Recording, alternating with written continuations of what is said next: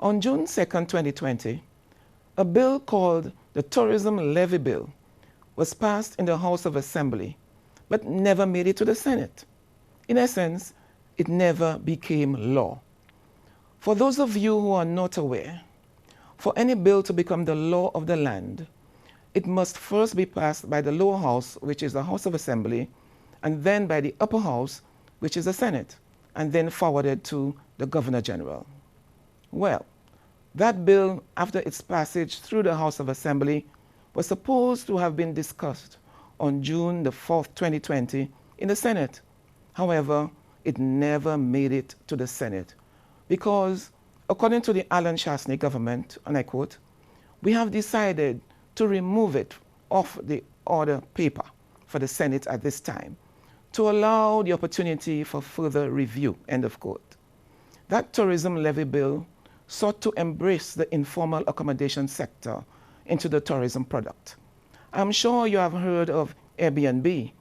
This is a fast-growing trend all over the world where tourists, instead of staying at hotels, opt to rent accommodation from private individuals.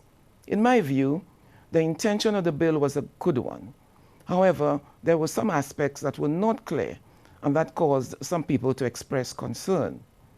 The government's reaction to the concerns expressed was swift, and by June the 3rd, it issued a statement which read in part, and I quote, "Our small tourism businesses are a very important sector, and it is therefore equally important to us and them that we get it right," end of quote. I give the Alan Shastney government credit for listening and reacting so quickly. Some people were of the view that the government did not know what they were about, passing a bill in the lower house and then withdrawing it before it became law, that he made a boo-boo and all of that. St. Lucia, give credit where credit is due. The bill was withdrawn within 1 day because of the concerns expressed. Let me inform you that this is not the first time that concerns have been expressed about bills presented by the government of St. Lucia. Just ask some veteran journalists about a little something called Article 361. Yes, Article 361. I believe most of our current crop of journalists was either in Pampas or at primary school in 2005 when the St. Lucia Labour Party government amended the Criminal Code of St. Lucia to include Article 361.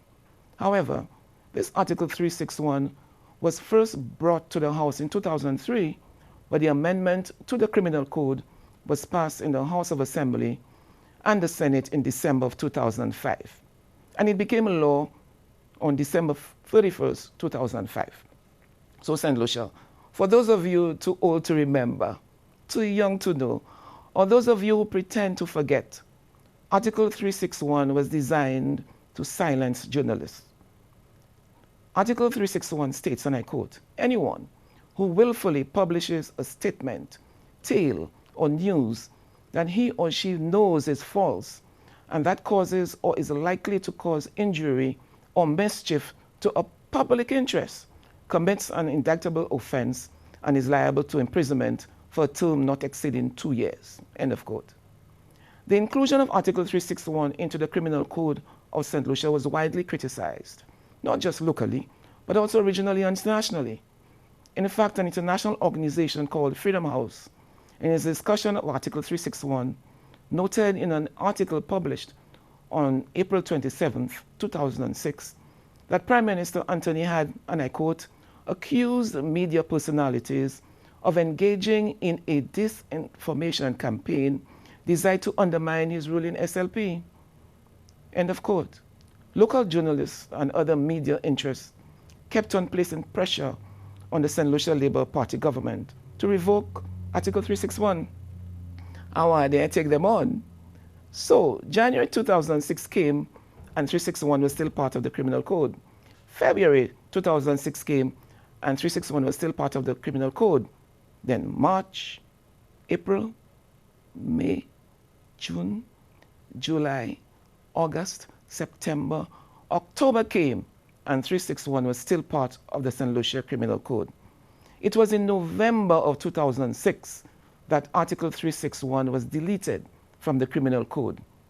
In reacting to the deletion of Article 361, journalist Peter Richards, in an article for the Impress Service News Agency and published on November 13, 2006, noted that for 3 years, Article 361 hung like an albatross around the necks of the people here, especially the journalists. He quotes then Labour government Prime Minister Kenny Anthony as telling Parliament, "We have always considered ourselves a government that listens, a government not infallible, a government always ready to correct itself in the best interests of the people." End of quote. St. Lucia, I give credit to Honorable Kenny Anthony. He listened to the concerns about Article 361, and it took him nearly 1 year to react. I give credit to Honorable Alan Chasney. He listened to the concerns about the tourism levy bill, and it took him 1 day to react. They both listened and reacted, one for approximately 1 year and the other for 1 day. What more can I say? For commentary, this is Jacintha Annius-Lee.